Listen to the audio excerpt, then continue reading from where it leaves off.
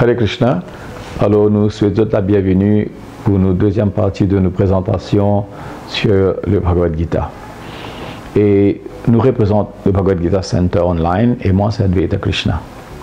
Donc aujourd'hui nous proposons sa structure de sa livre, le Bhagavad Gita. D'abord le Bhagavad Gita c'est un livre qui est dans le 52e chapitre de Mahabharata. Et le Bhagavad Gita est composé donc par Vyasadeva, Srila Vyasadeva, et il complète en 700 versets. Et il est reparti dans 18 chapitres différents. Et donc c'est un dialogue entre Krishna et ce très bon camarade Arjuna sur le champ de bataille de Kurukshetra, ou bien la bataille de Mahabharata. Donc, ces 700 versets-là, ils traitent ces 25 sujets que nous discutions la dernière fois, c'est-à-dire les causes l'âme, le jivatma, les causes le prakriti, la nature matérielle, les causes le karma, c'est-à-dire une action qui apporte une réaction, donc crée une situation donc, qui nous retrouve nous, les causes le kala, c'est-à-dire l'effet de l'étang, et aussi le Bhagwan, Dieu suprême. Maintenant, ça va 18 chapitres de Bhagavad Gita. Ça 700 versets, il est reparti en 18 chapitres. Et ça 18 chapitres de Bhagavad Gita, il est reparti en 3 sections. C'est une présentation, c'est un commentaire qui est fait par un acharya, par un érudit dans le passé, qui, sa première 6 chapitres de sa Bhagavad Gita, il traite essentiellement de Karma Yoga, avec un petit peu de mélange, le Jnana Yoga. Et dans le 6e chapitre aussi, il traite de sa sujet de Ashtanga Yoga. Maintenant, donc, le chapitre 1 à 6, il traite ça 3 yogas qui nous disent, un petit peu karma yoga, beaucoup de karma yoga, pardon, et un peu de jnana yoga, et puis ashtanga yoga. Maintenant, le 6 chapitres du milieu, c'est-à-dire le chapitre 7, 8, 9, 10, 11 et 12, il traite le très important sujet de Bhakti Yoga, le yoga du service de dévotion. Et puis, les 6 derniers chapitres, chapitres 13 à 18, ils traitent essentiellement de Jnana Yoga. Donc, nous vous faisons une présentation un petit peu structurelle de quelle manière ce sujet-là bouger, ce sujet-là est présenté par Bhagavan Sri Krishna Arjuna. Donc, quand ces deux camps opposés commencent à assembler pour la guerre de Mahabharata, dans le premier verset, dans le premier chapitre, actuellement la personne qui causait c'est Drishtarashtra Uvacha, le roi aveugle, qui lit avec son secrétaire Sanjaya, vous êtes présent dans Hastinapur, c'est-à-dire le capital de Bharat, le capital de l'Inde à l'époque. Et donc, dans sa présentation, vous trouvez qu'il y a Drishtarashtra Uvacha. Et Drishtarashtra lui ouvert sa dialogue pour demander Dharma Kshetre, Kurukshetre, Samaveta Yutsava, Mamaka Pandavascheva, Kimakurvata Sanjaya. Donc, il est adressé à Sanjay. Sanjay, actuellement, c'est son secrétaire. Et donc, il lui demande sa question.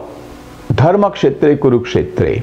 Veut dire qu'il une personne qui n'a assemblé Samaveta Yutsavaha, c'est-à-dire les deux camps opposés, qui n'assemblent les autres dans sa place de pèlerinage, qui nous appelle Dharma Kshetre, et donc sa place de pèlerinage, les Kurukshetra. Les gens, quand on assemblé dans Kurukshetra, un garçon de Pandu, c'est-à-dire un Pandava, et un garçon qui ont décidé pour faire. Et il demande sa question à Sanjaya. Donc, vous pensez maintenant, Hastinapur et Kurukshetra, c'est une longue distance d'environ 100 km. Donc, de manière Sanjaya, il peut actuellement présenter ce qui peut arriver dans Kurukshetra, parce que Sanjaya, il a sa habilité, il tient sage, et il tient sa habilité pour trouver quelque chose qui va passer longue distance, de longue distance. Un peu comme une session télévisée. Donc, il peut trouver qui peut arriver au champ de bataille, et donc, Drishtarashtra, il est aveugle. Maintenant, il est aveugle non seulement physiquement, mais il est aussi aveugle spirituellement. Et il tient une inclinaison pour être toujours en faveur de ce garçon. Il est très naturel aussi, mais même quand tu peux agir d'une façon complètement irréligieuse, incorrecte, il tout le temps peut prendre de part. Donc, Sanjaya lui présente donc ce qui peut arriver dans sa champ de bataille à Drishtarashtra. Ça, c'est un premier dialogue. Donc, dans sa premier chapitre de Bhagavad Gita, donc, Sanjaya il décrit à Drishtarashtra, le roi aveugle, ce qui peut arriver dans le champ de bataille, dans Kurukshetra. Et donc, dans sa premier chapitre, vous pouvez trouver qu'il y a une description de sa deux armées qui n'a assemblée.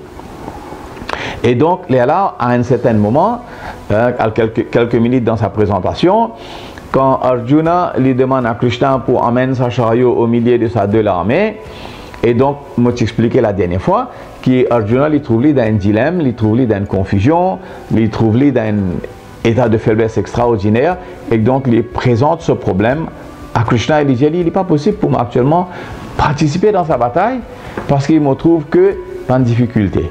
Il me trouve que dans un problème qui peut surgir si nous continuons avec sa démarche de la guerre. Donc, Krishna, dans le deuxième chapitre, à partir du deuxième chapitre, Arjuna lui présente ce dilemme et il représente ça d'une façon très très intéressante. Et lui dire exactement qui a une raison qu'il n'est pas capable actuellement d'engager dans sa bataille. Alors Krishna qui lui fait, il transcende ce problème, il transcende sa présentation et il amène une dimension spirituelle. Et tout de suite, Krishna lui change le dialogue. Quand Arjuna lui représente sa problème, Krishna lui actuellement cause un sujet qui complètement paraît déconnecté avec sa réalité qu'Arjuna lui trouve. Et lui présente sa très joli verset, il dit Natva evaham jatu nasam natvam nimena janadipa nachaiva nabhavishyama sarve vayam ataparam, qui veut dire qui ô Arjuna, ni ou, ni moi, ni tous les rois qui ont trouvé aujourd'hui présents devant eux, je peux arrêter d'exister dans le futur et je peux exister dans le présent et je peux tout le temps exister dans le passé. Donc, qui veut dire que quand Arjuna pense la fin de sa personne qui est dans sa bataille de Kurukshetra, Krishna lui présente une autre option. Et à partir de là, il développe ce sujet qu'il appelle Atmagyan, il cause l'âme spirituelle. Et puis Arjuna il commence à comprendre qu'il y a une autre dimension à ce sujet, à ce problème, à ce dilemme qu'il y a. Donc Krishna il continue avec ça dans une longue partie de ce dialogue, environ verset 9 jusqu'à verset 40, c'est-à-dire environ trentaine de versets. Dans Bhagavad Gita, Bhagavan Sri Krishna lui cause sa âme spirituelle, lui explique en une théologie bien ferme, bien scientifique et très très très complète qui était sa âme spirituelle. Et dans nous l'étude, nous trouvons qu'actuellement sa théologie de comprendre qui était sa âme spirituelle est très très complète. Et il est présenté d'une façon très très très très intéressante. Et donc sa première partie de sa l'étude de Bhagavad Gita, donc chapitre 2, il représente sa Atmagyan. Donc plus tard, dans sa deuxième partie de chapitre 2 de Bhagavad Gita, à partir de verset 40 jusqu'à verset 72, sa 32 versets, il actuellement explique le résumé de sa Bhagavad Gita. Maintenant, qui fait comme ça?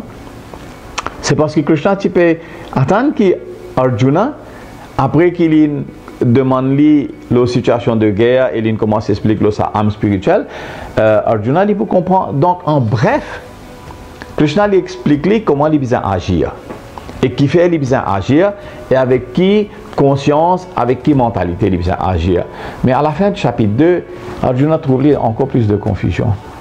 Parce qu'il n'est pas connu dans quelle direction il besoin agir. Et comment il besoin agir. Donc le chapitre 3, il commence par expliquer Karma Yoga, c'est-à-dire sa yoga de action et de réaction. Et donc, à la fin du chapitre 3, encore une fois, Arjuna il trouve dans une confusion. Maintenant, il ne connaît pas comment il peut agir parce que Krishna il finit sa troisième chapitre pour expliquer qu'il a besoin d'agir avec connaissance.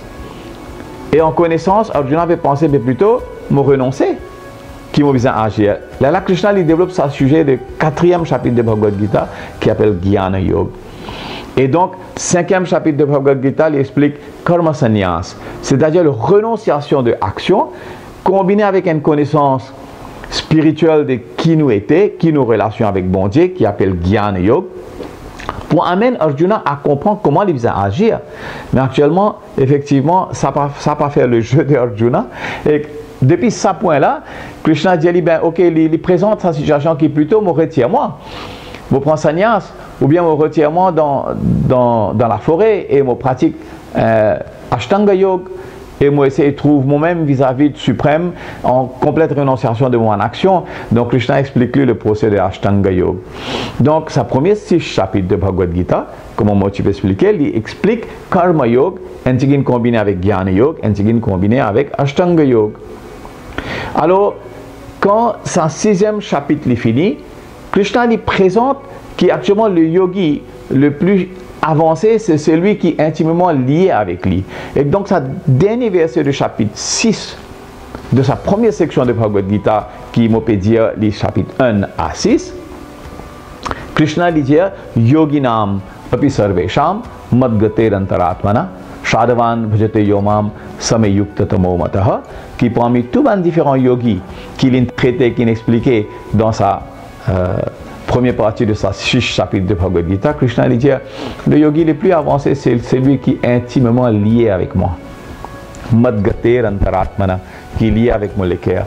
Donc, alors là, Krishna il n'est plus écoute le dialogue de Arjuna autant, il debout et il présente lui-même, il présente sa sujet de Bhakti Yoga à partir du chapitre 7. Et de là, il servi un thème très intéressant. Il dit Mai Ashakta Manapartha Yoga Yunja Samagraha. Maintenant, Arjuna, in full consciousness of me, Mai Ashakta. Et où maintenant, touch Shrinu ou écouter. Alors Krishna, de là, il prend une position qu'un professeur un peu autoritaire, parce qu'il connaît son sujet de Bhagavad Gita. Il commence par Shravanam, il commence par écouter. Donc Krishna lui met l'emphase à Arjuna, touch Shrinu. Et qui manière où écouter? Le Maya Shakta. Ashakta veut dire avec attachement.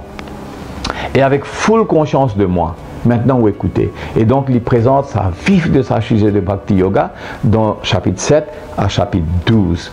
Et quand il conclut, il actuellement Devotional Service. Le chapitre 12 c'est Devotional Service. Donc l'essence même de Bhagavad Gita est représentée dans sa milieu de sa 6 chapitres de Bhagavad Gita, chapitre 7, 8, 9, 10, 11 et 12. Maintenant, à partir de chapitre 13 jusqu'à chapitre 18, Krishna lui actuellement met beaucoup accent le Jnana Yoga. Donc, il explique un petit peu Prakriti bien en détail, le mode de la nature matérielle bien en détail, et il explique Kshetra, Kshetragyan, c'est-à-dire le field of activity, le champ d'action dans le chapitre 13, il explique le mode de la nature matérielle dans le chapitre 14, et dans le chapitre 15, il explique ça très intéressant, Purushottam Yoga, le yoga de la personne suprême, avec toute connaissance qui m'a nous disconnecter avec ça, le monde matériel, et nous connecter nous avec le suprême. Et dans chapitre 16 et 17, donc il explique toutes les différentes qualités nature qui ont une personnalité et non, et qu'il conclut avec sa ultime renonciation dans chapitre 18. Donc ça, 6 derniers chapitres de Bhagavad Gita, il explique Jnana Yoga d'une façon bien approfondie. Et le dernier chapitre de Bhagavad Gita, le verset 66, Krishna lui conclut à Arjuna, et quelque chose qui vraiment frappe moi tout le temps, très intéressant, très joli, à partir de verset 64 jusqu'à verset 66, Krishna lui dit à Arjuna, qui me présente où un moment plus important, plus significatif dialogue. Et il dit qui me présente où mon plus important discours. Et si on comprend mon plus important discours, maintenant, on retire ou-même et ou analyser ce qui m'en explique et ou agir en conséquence. So Arjuna, ici, Krishna donne une option, il dit Mundanu, il dit Paramam Vachaha, il dit my best discourse. Et maintenant, on retire on analyse les bien et on agit en conséquence. Mais tout de suite, vous connaissez, il y a une relation intimité extraordinaire entre Krishna et Arjuna. Et tout de suite, Krishna lui retourne avec Arjuna, il dit oubliez ce qu'il m'a dit. Ce qu'il fait, c'est qu'il agit selon maudire. Et il dit, sa dernier verset, Sarva dharman parityajya mamekam saranam vracha aham tam sarva papebhyo mokshaysyami ma asuchaha. Il dit Ali, abandonne toute une variété de religions qui m'ont fait qu'expliquer. Maintenant, normalement, les partis pour une présentation pareille, si Krishna est parti pour cause avec Arjuna, parce qu'Arjuna est intimement lié à Krishna. Et parce qu'Arjuna a une relation extraordinaire avec Krishna, Krishna il prend ses responsabilités comme ce camarade, comme ce disciple ou bien comme ce dévot, et il dit Ali, ok, oubliez tout ce qu'ils m'ont expliqué. Donc le but, la conclusion finale, et il dit Ali, oh Hunter, Hunter veut dire oh my dear, oh mon cher. Donc Krishna il dit à Arjuna, parce que ou cher à moi, pas besoin de casser la tête à le délibérer. Malgré qu'il dit Ali, mon meilleur discours, mon fini explique à le délibérer et à agir en conséquence, il dit Ali comme ça, Sarva dharman parityajya mamekam saranam vracha, abandonne toute une variété de religions, c'est-à-dire abandonne karma yoga, jnana yoga, ashtanga yoga, et tout un karma sannyas, et toutes les choses qui m'ont expliqué, tout un rituel, tout un procédé qui est capable de participer là-dedans, ou simplement abandonne-lui ou soumettre à moi. Soumettre à lui veut dire actuellement suivre son instruction. Donc, effectivement, si nous comprenons le Bhagavad Gita correctement dans sa mentalité, dans sa conscience que Krishna expliquait, c'est un plan de Dieu, c'est une instruction de Dieu. Et Krishna donc dit à Arjuna, oh Hunter, oh my dear, oh mon cher, s'il vous plaît, Nick, dire ce qui, Nick, fais ce qu'il me dit. Et donc il dit, comme ça, ou pour lui donner une garantie, un shankalpa, ce qu'il appelle. Il donne Arjuna une garantie. Il dit, si vous faites exactement ce qu'il m'a dit, il dit, sarva papebhyo mokshaysyami. Il dit, me libère depuis tout ou bonne considération qui tient depuis le commencement. C'est-à-dire, Arjuna, dans le commencement de ce discours avec Krishna, au commencement de sa dialogue, Arjuna était très concerné qu'il y ait une extraordinaire réaction de mauvais karma, une extraordinaire réaction de ce ban acte pécheresse qu'il était considéré dans sa bataille. Krishna dit, si vous agissez selon mon instruction, il dit, je garantis qu'il me libère depuis tout ban péché. Mokshaysyami, sarva papebhyo mokshaysyami. Et il dit, en final, ma suchaha, do not fear. Pas besoin d'aucune peur, aucune frayeur. Donc, en conclusion, nous pouvons dire que Krishna lui donne sa instruction à Arjuna, et Arjuna lui prend lui en tout cœur, en toute âme, et lui agit selon l'instruction de Krishna. Et c'est ça, le Bhagavad Gita, en bref, dans sa 18 chapitres, avec une structure en 3 parties de 6 chapitres, explique Karma Yoga, Bhakti Yoga et Jnana Yoga. Nous remercions surtout pour ça participer dans nos cours, dans nos présentations, et nous demandons pour aider nous par subscribe et par share, surtout qu'il nous besoin, il y a beaucoup plus de personnes qui subscribent pour nous capables de présenter sa Bhagavad Gita en une plus longue session. Donc nous remercions toutes les personnes qui ont apprécié la première session et maintenant la deuxième session pour être présentée. Donc encore une fois, merci beaucoup. Nous retrouvons pour nos 3e session. Hare Krishna.